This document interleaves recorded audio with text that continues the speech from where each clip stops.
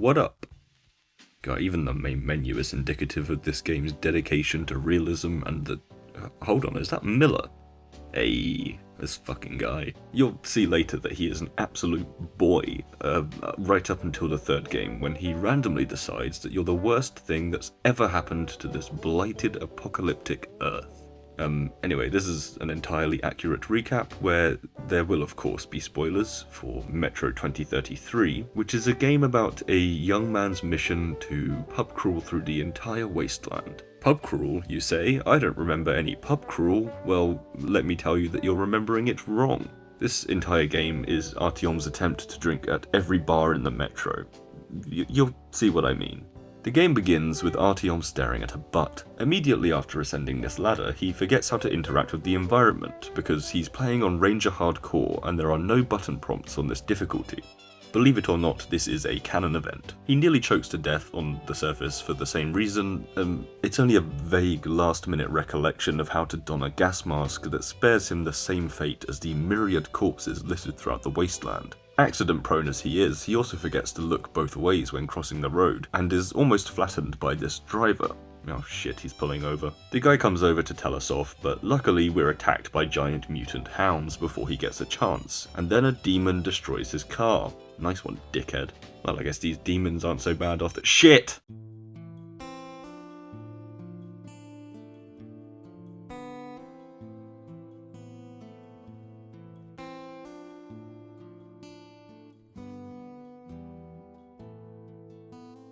Artyom wakes up. Today is his last day as a 20-year-old, so at midnight he will be of a legal drinking age and thus able to taste the glorious flavours of alcohol for the first time in his life. Artyom is a good boy, he does not break the law. But the laziest writer, the legal drinking age in Russia is 18.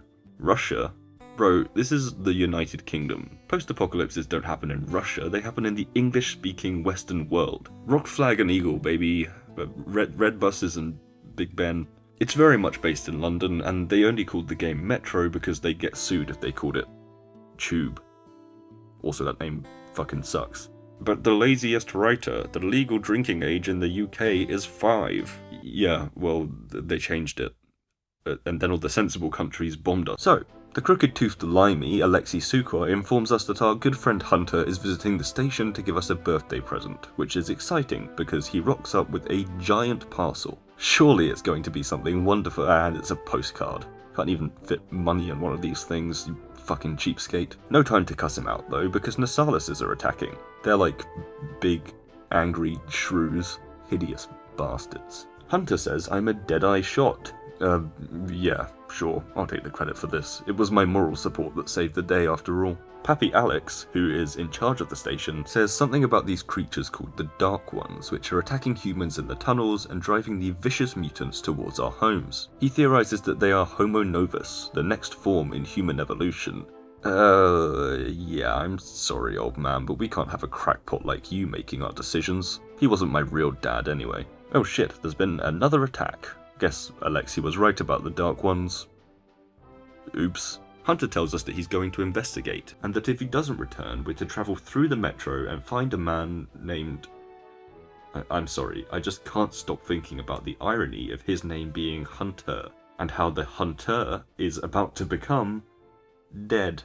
Idiot didn't even notice me stealing his dog tags. One of the unfortunate realities of life in the metro is that everyone looks like this, even as children.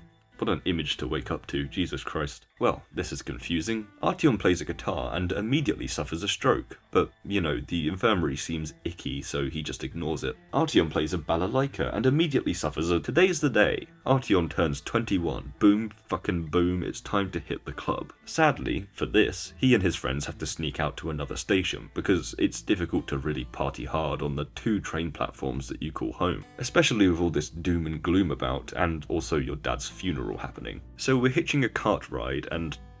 seriously man, what's wrong with you? So we're hitching a cart ride and this random outsider takes it upon himself to tag along. Great. And if it's not Hansa, then you have to go through the Reds, the Nazis, or your regular bandits. There are a lot of different political factions and micronations in the metro, but Artyom doesn't particularly want to hear about them. 0 drinks in and this guy's already getting political. This does not bode well. I think we'll make it there okay, says the bearded man immediately before the game auto-equips your weapon for you. I don't mean to question your expertise, lad, but methinks you might be wrong. See what I mean? Bunch of lightweights, honestly. Well, you know what, not the worst thing that could have happened. They could have taken someone bearable. So, the three of us made it. As planned, we all buy a round at the next station, but after the trauma of the tunnels, you can tell it's one of those things where, you know, your friends want to go home after one drink, but you want some more, so after some careful deliberation, Artyom decides to simply go on without his comrades. Oh shit, they had all the money on them. Gotta be more booze around here somewhere. This small boy says he knows where to find bourbon. Sure thing, kid, just show me the way. I think this child might be about to mug me. Sadly, bourbon is not a drink, but a man. Happily, that man is a bit of a boozer, and before we know it, this whole just 2 drinks thing is turning into a pub crawl. Ugh, sadly no cart this time, so the crawl really is a crawl. Ah, Christ. Well, this is a post-apocalyptic world, which means that there have to be bandits. And this is a stealth segment in a single-player game, so of course bourbon hangs back whilst we do all the work. The game wants me to sneak through this area and pay attention to the sources of light so that I can stealthily take out all of the enemies and preferably non-lethally too. Well, fuck the game, I've got places to be. Is everyone okay? That went so fast. Jesus Christ, that thing flew! Bourbon will cry out for you to help him at times because he's reloading, but I'm not wasting my precious ammo on someone who's literally invincible. Just needlessly dramatic. He doesn't need any help. In fact, given the opportunity, I take it upon myself to watch him do all the work from afar. A room full of bodies seems fine and safe and okay. Oh, what's this? Some sort of supernatural vision. What's more concerning is that Bourbon seems to be way more drunk than I am. Nice little grill. I promise you, dear, I will come back and lubricate you. Also get you new paint. Oh, the great door. I hear you are calling me. I feel like he may have had a secret stash this entire time. No matter, we'll splash him with some water and tell him to look sober when we get to the next place. Speaking of, this place seems cool, but we're having some trouble getting in. Bourbon's trying to sweet talk the bouncer, and Artyom is getting concerned about the approaching sound of a horde of hungry mutants. Goodbye, hungry mutants. Alright, sit rep. The bouncer doesn't want to let us in, but turns out Bourbon knows his boss, so they open the door. Just take a quick chance to flex on them as we go past. Wow, this marketplace is pretty cool. I'll bet they even import alcohol instead of making it in the communal toilets. Consequently, the traffic coming in from the other side of the station is never ending, so the only way out is via the city above. Bourbon says that we have 5 minutes to grab some gas mask filters, look around, and prepare for a trip to the surface. Time well spent. Okay, seriously Artyom, you need to prepare for a trip to the surface. I'll give you 5 more minutes, and don't forget to buy gas mask filters. Artyom does what he came here for, and what's better after necking some spirits than a trip to the firing range? You know, I feel like I was meant to be doing something, but in all the fun, I forgot what it was. Quick, Artyom, did you get the gas mask filters? Yes. Okay, good. We need to move quickly. The owner knows I fucked his wife. What? So we got kicked out, but it's okay because Bourbon says he knows a place nearby. It's comforting to me to know that London won't look any different after the bombs drop. Oh man, I can't breathe up here and I only have like half a gas mask filter. If only someone had warned me that I would need more. We need to jump across this gap, but that old man Bourbon made it, so of course we'll reach the other side. Ugh, this is embarrassing. Guess we'll have to go around and meet up again later. There are these things called watchmen on the surface, which are basically just... You know when someone says their dog doesn't bite? This is that dog. Hello? You guys do know that there's an apocalypse on, right? Parkour! Parkour! Hey there, demons. It's me, your boy. There he is. Bourbon, mate, you told me this place was right around the corner. This is taking fucking ages. Oh well, at least you're back. And just in time to face a huge wave of watchmen. Well, this is easy. Oh. We made it. I'm sorry, what the fuck do you mean this place is called Dry Station? How am I meant to get a drink here? They're so sober that they arrest Bourbon for his name alone. Well, you know what that means.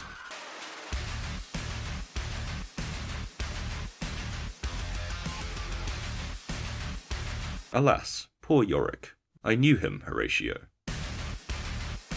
Once everyone's dead, we make it to the room where Bourbon's being interrogated. They're asking him who he brought with him, and to his credit, he's not given us up. We provide enough of a distraction for Bourbon to grab the interrogator's gun, but instead of shooting him instantly, he lets the guy grab a gun first, and they shoot one another at the same time. Hard to feel sorry for him, really. He can't expect me to do all the work. Oh well, I guess we're alone now. Why is an old hippie dropping from the ceiling? Hey old man, can you buy me alcohol? You reap what you sow, Artyom. Force answers force. War breeds war, and death only brings death. To break this vicious circle, one must do more than just act without any thought or doubt. Okay. Immediately this guy's vibes are off. He insists that we call him Khan, but that's ludicrous, so Artyom makes a mental note to call him Barry. He starts telling us all about the many ghosts of the tunnels, taking us to places where even the rats won't go, and insisting that we listen to pipes to hear the voices of dead children.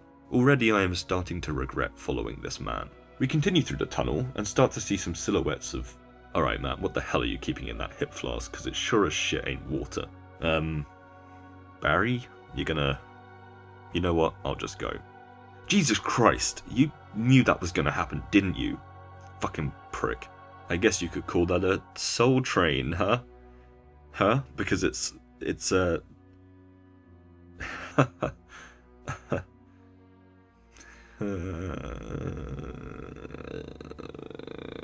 bloody hell, Khan. The hippie has this theory that hell itself was atomized when the bombs dropped, and that this tunnel that we're travelling through is forced to relive its past over and over in the form of the ghosts of those who died there, as they now have nowhere to go. It's this kind of thing that makes Metro the coolest post-apocalyptic world out there, and it's exactly why I should be paying attention to what this dude is saying instead of looking for loot in an abandoned tube tunnel.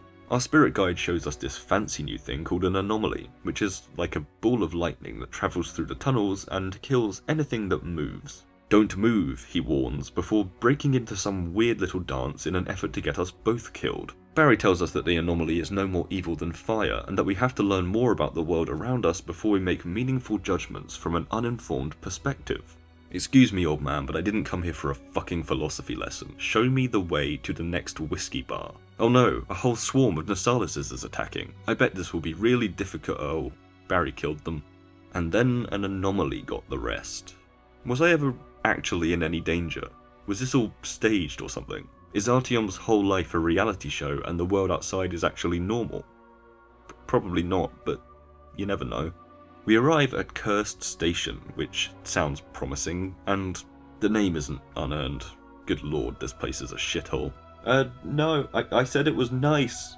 Love what you've done with the place. Artyom makes a grave error when arriving at Cursed by walking off to loot corpses instead of listening to Barry. As a result, he has no idea what he's actually supposed to be doing, and these voiceless NPCs are no help, so he has to make a Reddit post asking what to do. 7 years and a lot of snidey comments later, a helpful stranger finally tells him that he needs to detonate the 2 entrances that the Nasalises are attacking from. It's okay guys, the demolition squad may have been completely wiped out, but please don't think twice about sending me, a fresh-faced 21-year-old with no demolitions experience, to do what they couldn't.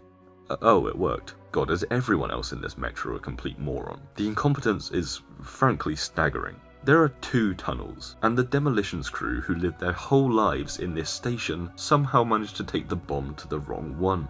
Honestly, it's no wonder the mutants are winning the war. You're gonna shoot them, you guys? No? Maybe this is why your station has gone to shit. Barry has decided to stay behind to help the good people of Cursed. Well, good riddance, old man. You fucking lied to me about that booze. Our time together was weird, and I hope to never see you again. I'm gonna go score something from the place with all the guns, that's bound to go well. Ow! Fuck. Armory Station. When the bombs dropped, all the workers from a local arms factory made their way down here, and now this place is like if Lockheed Martin were equipped with nothing but old bicycle parts. Careful, kid. Our free station is under the watchful eye of the Reds. Paranoia is the new game in town, so keep yourself below the radar. You understand? What an accent! That's an honest red-blooded American right there, and he's devoted his life to the concept of freedom. Good on you, sir. No, I won't be buying your supplements. Apparently, Las Comunistas are enforcing prohibition in order to maintain control of the population, which is generally considered a party foul. Luckily, there's a blacksmith here called Andrew, who we've heard is pretty cool. He's bound to have some of the good stuff hidden away. I can't even read Russian, what am I... Rude? Artyom notices as he walks further into Armory Station that there's someone yelling, and he comes to realize that he's heard that voice before. Not because he knows this person, it's just that half the people in this game are voiced by the same man. This will become even more obvious when he voices two major characters in the following two games. But I won't start talking about Pavel, or I'd be here for hours. We reach the room with the yelling man, and as it so happens, we've stumbled into an interrogation. Immediately they smell the booze on our breath and things go south rather quickly. Jesus, this place is pretty strict, huh? Luckily, we've made a new friend who can show us the way to Andrew the blacksmith. He points us in the direction of our goal and we don't see what happens to him, presumably something nice. Oh shit, we're surrounded. How the hell did they catch up to one drunk man who doesn't know his way around the station? Might as well jump, I guess. Oh my god, it's Andrew. I'd say this was a huge coincidence, but to be fair, I did run through an entire metro station with people shooting at me. It'd be weird if he hadn't found me. Andrew gives us some new clothes to disguise ourselves and tells us something important, probably. I don't know, I'm distracted by those bottles over there. I'll nab some in a moment when he's not looking.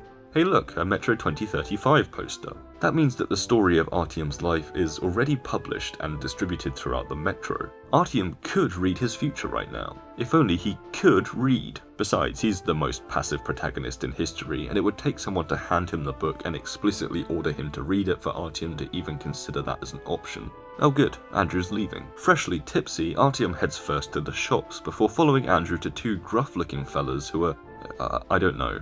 Again, I wasn't paying attention. They tell Artyom that they've stashed some of that sweet, sweet alcoholic beverage down in this secret hull. Okay guys, whatever you... Hey, there's nothing to drink here, only tools. Yes, Artyom, you are a tool. This is what you get for stealing my booze. And now they've sealed me inside. Wonderful. Ha! Idiots didn't even realize I can just climb up into this little compartment here. Let's see where this train is going, shall we? Presumably somewhere nicer than here. Oh. Well, turns out the communists and the Nazis are at war.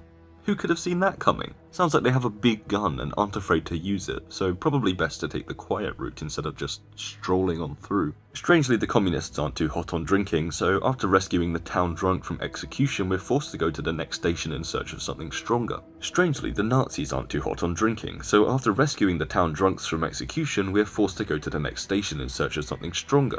Artyom is dangerously close to sobering up right about now. He's seen hideous monsters, ruined cityscapes, vicious villains, uninhabitable zones, political extremists, illegal rides on faltering public transport, strange men who tell you about ghosts, and an overwhelming sense of bleakness and dread. This game really does capture the experience of your average day trip to London. Goodbye, politicos. I'm off to find some real friends, you sons of Oh, I've been captured. Shit.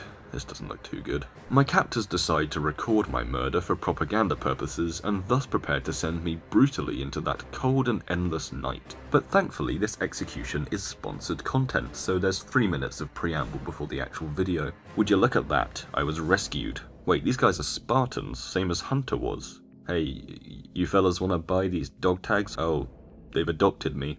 I guess that was probably for the best. Besides, their home station, Polis, is like the one nice place in the entire metro, and I could probably do with a decent shower. Hey, I found some night vision goggles. Oh no, the escape car only fits 2. Good thing I already called shotgun on the turret. But Artyom, we're the 2 friends here, we should really be sticking together. No, one of you is walking. Ullman drew the short straw, so Pavel and I travel together in the armoured vehicle. Oh yeah, the place is crawling with Nazis, I forgot about that. Pavel tells us to act natural as we approach a Nazi checkpoint, so I do what any sane individual would.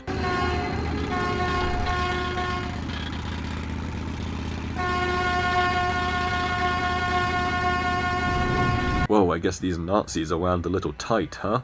Christ, this is a bloodbath. They have a panzer, but we have a main character, so we survive the enemy onslaught and reach the end of the line, where we abandon the little tank that could in favour of a shitty minecart. Rats!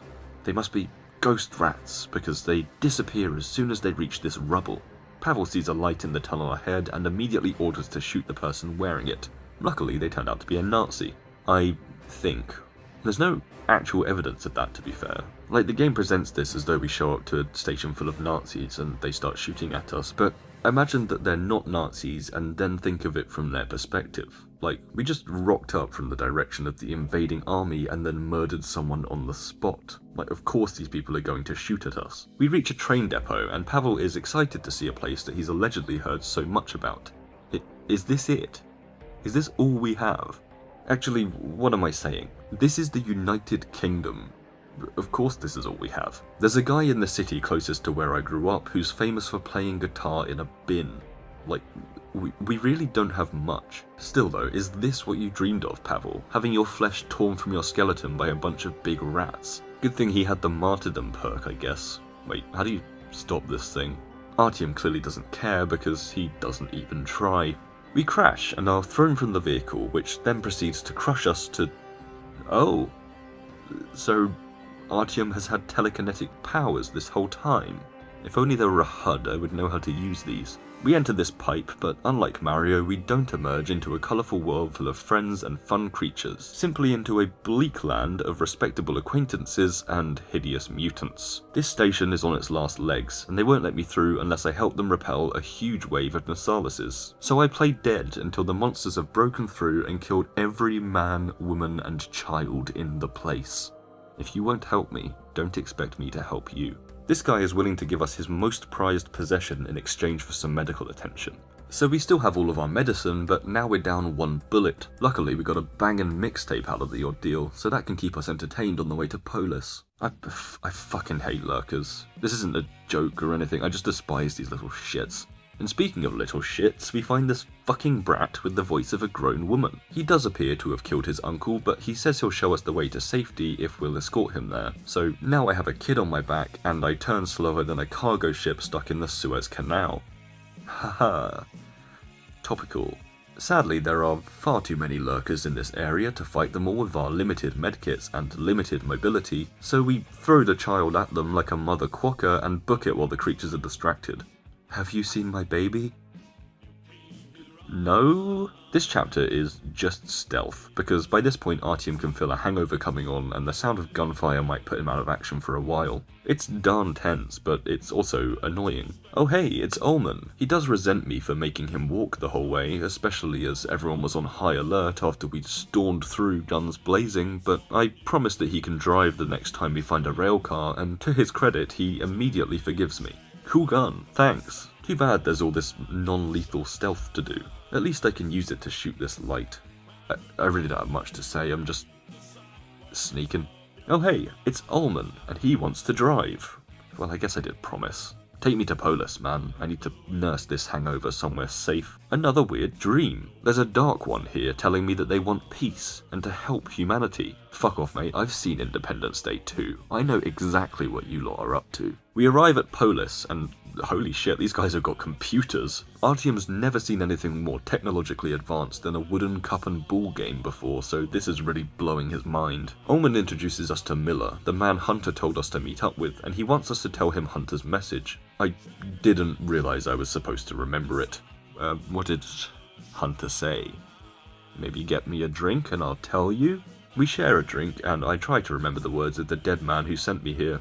He gave me a postcard, said I was a decent shot. Something about Dark Ones? Dark Ones? This is urgent. Sam, get me the council. Miller wants us to tell the council all about the Dark Ones, but all we know is that our stepdad thought they were the future of human evolution, and I don't fancy pitching that idea to the most important people in the metro. You could say that they're evil, I guess. Yeah, that'll do. Maybe they're a threat to humanity, that's sure to get their attention. Fuck it, another drink will loosen the lips. Let the words come to us, you know? If you really want to speak your mind, there's nothing better than a couple of shots to get you moving. Artyom, what are you doing? You're meant to be talking to the council. So we failed to convince the council. Oh well, Miller says there's a place called D6 where we can bomb the Dark Ones. Maybe I went too hard on the they're going to eat your children angle, but I'm too socially awkward to back out now. Sadly, nobody knows where D6 is, so we just have to go to the library and read it in a book. I don't know why they're taking me, famous illiterate Artyom, but I can't really question it after coming this far now, can I? Artyom, we're going to the library now. It is very dangerous, and the mutants there are as vicious as anywhere else in the city. You should go alone. What, give you weapons and equipment? No, you must purchase them at an extortionate rate. We're hardly going to save the world without making a profit now, are we? Ah, the surface. Life away from the politics of the underground. Lovely and peaceful and shit, what the fuck is that thing? Artyom forgot to stock up on gas mask filters at Polis and therefore has to go back and play that chapter again. There are so many watchmen outside the library, I could really do with some ammo right now, but sadly I am just a poor boy from a poor station, and all I have is this recipe for homemade mushroom tea. Huh, turns out that's what they wanted. They leave me alone just as Miller shows up with someone whose name I don't remember. Guess what happens to him in about 5 minutes time? Why am I so short? I did not realise I was 5'2" this entire time. Damn, this is embarrassing.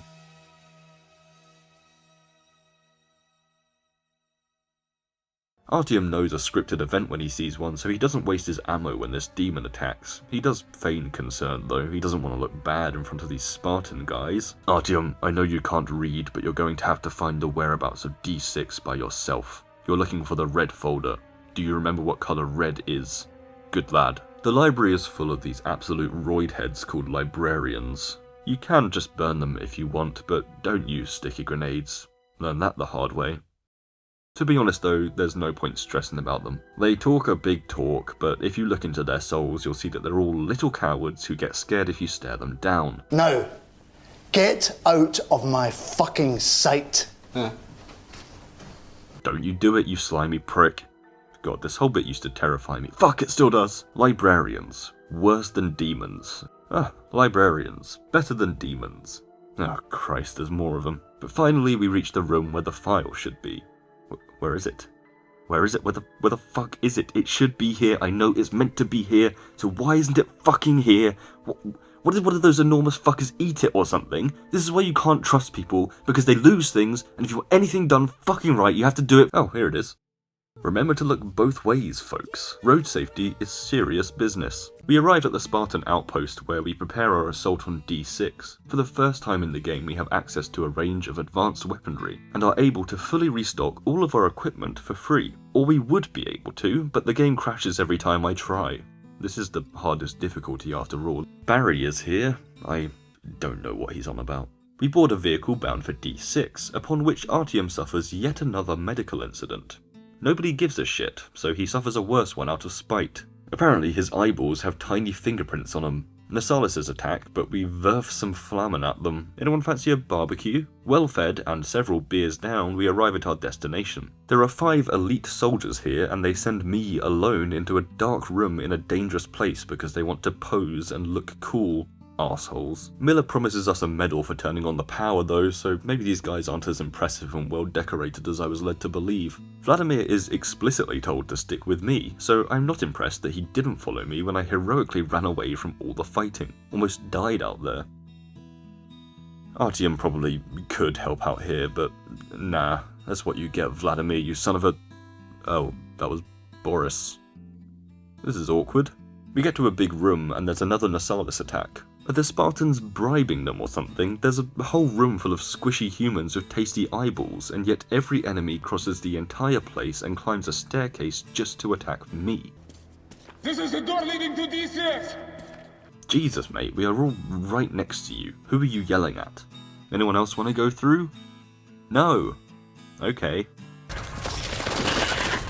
Oh, goody, more friends. Canonically, what's happened here is that back at Polis when Artyom was in that public bathroom, he drunkenly wrote something on the wall. But sadly for him, that public bathroom has the magical ability to bring art to life, and now there's this thing called the darkness that's attacking him, and he has to shine a light on its minions so that he can hurt them. Why do I suddenly wish Barry were here? Anyway, this bit's easy, you just have to look at them. I have no idea why these things are so feared throughout the metro. Well, looky here, it's the lads. Minus Stepan. That last round of beers at the barbecue did not agree with him, and from then on his stomach acid didn't agree with remaining in his body. The guys sent him home in a cab. We'll see him again in Exodus. A train shows up, with no driver or passengers. This seems ominous, but it is the cleanest place in the entire game, so here we go. When we arrive at D6, which seems to happen like 5 times in these final few missions, Ullman and Vladimir immediately start playing cards. They watched their best friend get eaten by hamsters on protein shakes like 5 minutes ago. These guys are cold as ice. Miller and I make our way into the building, get the power on, and descend into the depths of D6. Oh my god, the orb theorists were right. They were right! Hate to burst your bubble, but... Did I just say we found a carrion monster? Artyom stands on all the buttons to get a better look, and it throws up at us. Were you ever any good at claw machines, Artyom? What the fuck is a claw machine, Miller? Jesus Christ, I'm old. Artyom climbs into a crane and extracts reactor rods from the nuclear... This doesn't feel like something that an untrained, inexperienced 21-year-old should be doing. Oh well, how come I'm now so much taller than Miller when I was a head shorter than him outside the library? It's almost like he has no legs now or something. Like they got lost in all the fighting or something. Okay, D6 is active. All we need to do now is wait for the missiles to strike and the dreaded enemy at the gates will be no more. But we want to get a good view of the destruction, of course, so we down a few drinks and head up onto the surface to look for a vantage point. Ah, I see, so we're back at the beginning of the game. No, wrong. I had a different gun back then. Artyom just happens to have found himself in a very similar situation this one time in the past. Miller saves us from a demon. Those things are everywhere up here. We've decided to climb the giant tower in the middle of the city, not for any real reason, just with the drunken urge to climb shit. Artyom realizes now that he's been on this pub crawl for 8 whole days. Barry, Ullman, Pavel, Bourbon, they all tapped out somewhere along the way, but not Miller. He's the only one who's been with me until the end. What a guy. I sure hope he never betrays me, or goes grumpy on me, or turns out to have been lying to me about something monumental this entire time. Here we are, on top of the world. Hey, how'd he get higher than me? Demon, we met a pal named Father Thomas. He told us not to talk to you, but I think you guys are swell. Miller, like a muppet, gets injured by one of these big birds, and now it's all up to me to make it to the very top of the tower. This right here is the hardest and most confusing part of a game with 8 difficulties and no HUD or tutorial. Turns out you can just climb the ladder. Artyom sets up this Black Ops killstreak looking motherfucker and targets the Dark One's house, and now we're in a vision. Why is nothing ever simple? We run away from a Dark One through some impossible architecture and Hunter? I hardly know her. The missiles launch, we blow up the Dark Ones. There's actually another ending where Artyom decides at the last moment to cancel the bombing, and I've heard people suggest that that is the morally correct path. But those people are wrong. This is the good ending because it's the only way to deal with the threat of the Dark Ones, and that's why it's canon.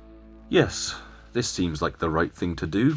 And that is Metro 2033. I hope you enjoyed this entirely accurate recap. I know it's a bit of a departure from the sort of thing that I normally do, but then I haven't done the sort of thing that I normally do in over a year now because work and life keep getting in the way of my true calling of making dumb videos on the internet. Anyway, have a good one, keep doing what you're doing, and I hope to see you next time.